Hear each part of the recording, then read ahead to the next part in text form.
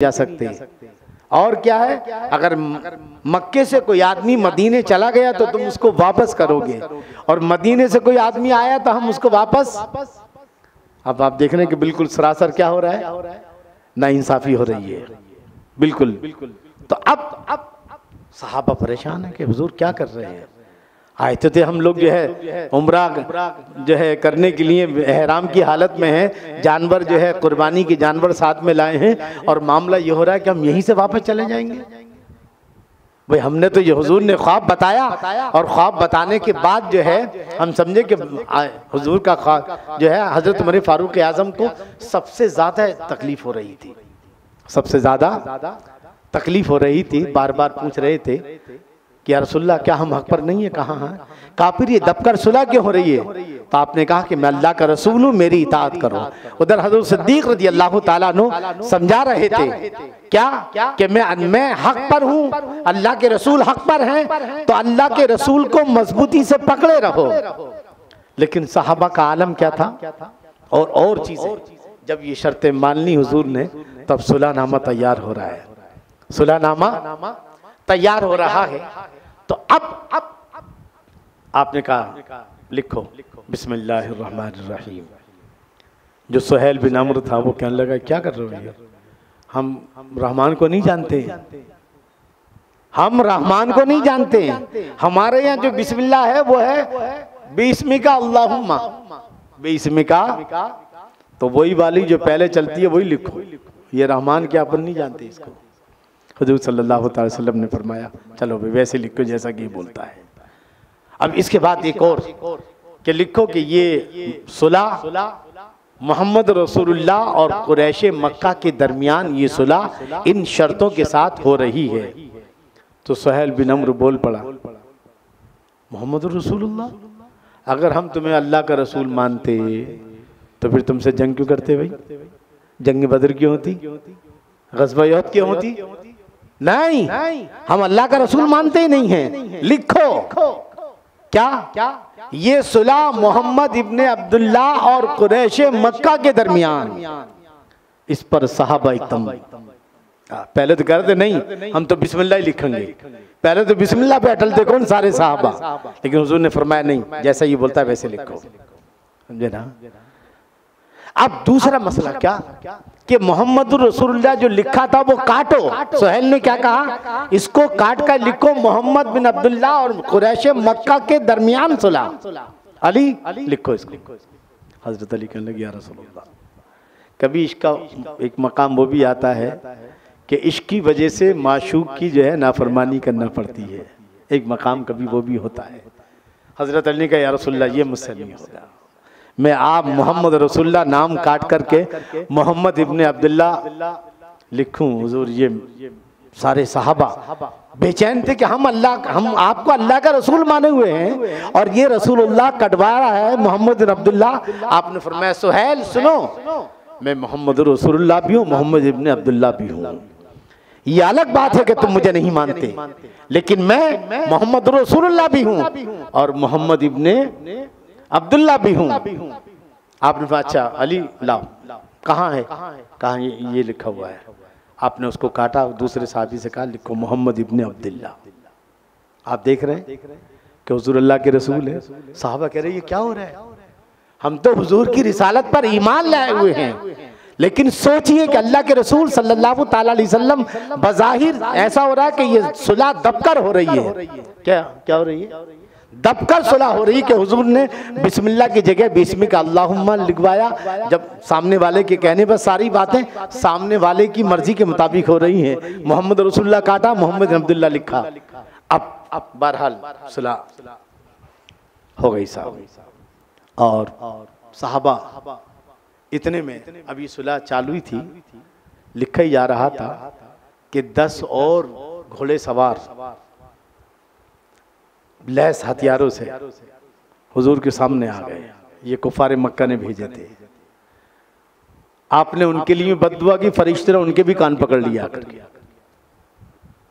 समझे ना। साहबा ने फरिश्ते ने उनके भी कान पकड़े, उनको भी गिरफ्तार कर लिया। ये 10 के 10 जो थे। फिर उसके बाद तो अभी सुलह लिखी जा रही है कि सुहैल बिन अम्र का बेटा अबू जंदल जो मुसलमान हुए थे वो मक्के से भागकर यहाँ आ गए। मक्के से भागकर तो उसने जैसे अपने बेटे को देखा तो एक तो थप्पड़ मारा अपने बेटे के और कहा मोहम्मद मेरे बेटे को वापस करो, नहीं तो सुलह नहीं होगी। कहा अभी तो सुलह लिखी जा रही है, अभी तो ये पूरी तो ये मामला इसके बीच नहीं आता है, इस सुलह के बाद में कोई आएगा तब वापस करेंगे। नहीं, मेरे बेटे को वापस करो। और वो रो रहे या रसूलल्लाह ये आप मुझे फिर मुशरिकीन के हवाले कर रहे हैं, ये लोगों ने मुझे कितना मारा है और कितना मेरे ऊपर जुल्म करेंगे, या रसूलल्लाह क्या हो रहा है ये। कहा नहीं, अल्लाह कोई ना कोई रास्ता निकालेगा, जाओ तुम। बहरहाल अब हुजूर सल्लल्लाहु अलैहि वसल्लम ने अबू जंदल जो थे उनको वापस कर दिया जी। और इस तरह से ये सुलह मुकम्मल हुई। और सुलह होने के बाद अल्लाह के रसूल सल्लल्लाहु अलैहि वसल्लम ने कहा कि सब लोग जो है पहले हल कराओ, क्या कराओ, कुर्बानी की जानवर ज़िबा करो, हल कराओ। हल माने समझते हैं ना, टकला कराना।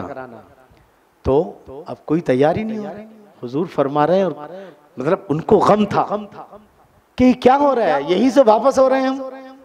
तो सहाबाई कराम एकदम उसमें थे, अचंभे में थे कि हुजूर सल्लल्लाहु अलैहि वसल्लम इतना दबकर सुलह क्यों कर रहे हैं, क्या वजह है। हम तो अच्छे खासे तादाद में कितने हैं, 1400 चाहे तो लड़ सकते हैं हम, लेकिन हुजूर सल्लल्लाहु अलैहि वसल्लम आखिर क्या कर रहे हैं। तो वो कोई भी हल कराने के लिए यानी टकला कराने के लिए तैयार नहीं। तो आप अपनी बीवी गालिबन हजरत उम्मे सलमा आपके साथ थी। कहा देखो ये लोग मेरा कहना नहीं मान रहे, ये लोग असल में वो गम में थे। क्या थे कि भाई हरम काबा नहीं पहुंचे, उम्रा नहीं किया, हज नहीं किया और यहीं से वापस हो रहे हैं। तो वो गम में थे और गम के आलम में। तो आपने फरमाया आप परवाह ना करें, आप खुद हल कराएं। ये आपको देखी देखा जो है खुद जो है कराएंगे। तो हुजूर ने अपना हल कराया, पहले अपने जो बाल मुबारक साफ कराए, उसके बाद फिर जब सहाबा ने देखा तो फिर इन्होंने भी, और फिर इस तरह से ये काफिला वापस वहीं से अब किधर चलने लगा, मदीने की तरफ। मदीने की तरफ ये काफिला मायूसी के आलम में, क्योंकि ये सुलह के जो शराइत हैं, दुनिया ये कह रही थी कि सुलह मोहम्मद सल्लल्लाहु अलैहि वसल्लम ने दबकर की है, क्योंकि सारी शर्तें कुरैश मक्का की मर्जी के मुताबिक थी। तो अब इधर आ जाएं, इधर जगह है बीच में, तशरीफ लाएं। एक बात और पढ़ने, अल्लाहुम्मा सल्ली अला सय्यिदना मौलाना मुहम्मद मुबारक वसल्लम सलातो व सलाम अलैका या रसूलल्लाह या हबीबल्लाह। तो अब बज़ाहिर क्या हो रहा है कि हुजूर ने दबकर सुलह की है, और इस आलम में सहाबा इंतहाई गमगीन आलम में जा रहे हैं। और हजरत उमर फारूक आज़म बार बार पूछ रहे या रसूलल्लाह ये क्या हुआ, हम तो खाने काबा का तवाफ करने आए थे, उमरा और हज करने आए थे, या रसूलल्लाह हम यहीं से वापस जा रहे हैं। आपने फरमाया कि मैं अल्लाह का रसूल हूँ, मैं जो भी करता हूँ अल्लाह के हुक्म से। बस उसी रास्ते में अल्लाह ने फिर ये सूरह नाजिल फरमाई। कौन सी? सूरह अल-फतह, इन्ना फतहना लका फतहम मुबीना। ऐ मेरे नबी, हमने आपको यकीनन हमने आपको शानदार फतह अता फरमाई, हमने आपको शानदार फतह अता फरमाई। लियगफिर लकल्लाह, और दूर फरमा दे अल्लाह ताला आपके लिए वो इल्ज़ाम जो आप पर हिजरत से पहले लगाए गए और वो इल्ज़ाम जो हिजरत के बाद लगाए गए, और अल्लाह मुकम्मल फरमा दे अपने इनाम को आप पर, और आपको जो है सीधी राह चलाए, और अल्लाह आपकी ऐसी ज़बरदस्त मदद फरमाएगा कि दुनिया देखती रह जाएगी। अल्लाह ने क्या फरमाया? ए नबी, हमने खुली फतह अता फरमाई। जब ये आयत नाजिल हुई तो अल्लाह के रसूल सल्लल्लाहु अलैहि वसल्लम ने सहाबा को जमा किया, कहा सहाबा आज मुझ पर वो आयत उतरी है कि अगर सारी कायनात की दौलत भी अगर आती तो मैं उतना खुश नहीं होता जितना कि इस आयत से खुश हूँ। कहा क्या आयत है? कहा इन्ना फतहना लका फतह मुबीना। अल्लाह फरमा रहा है कि हमने आपको शानदार खुली फतह अता फरमाई।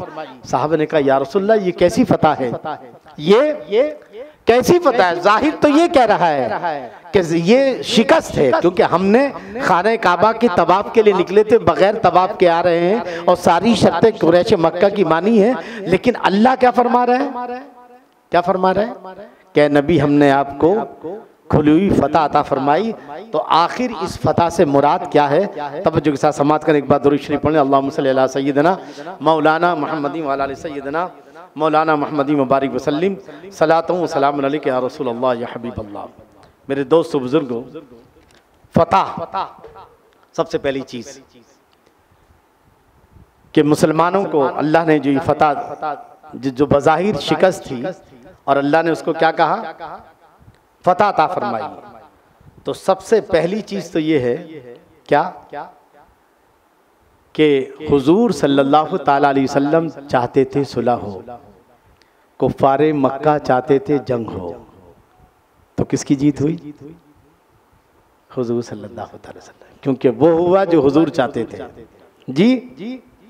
और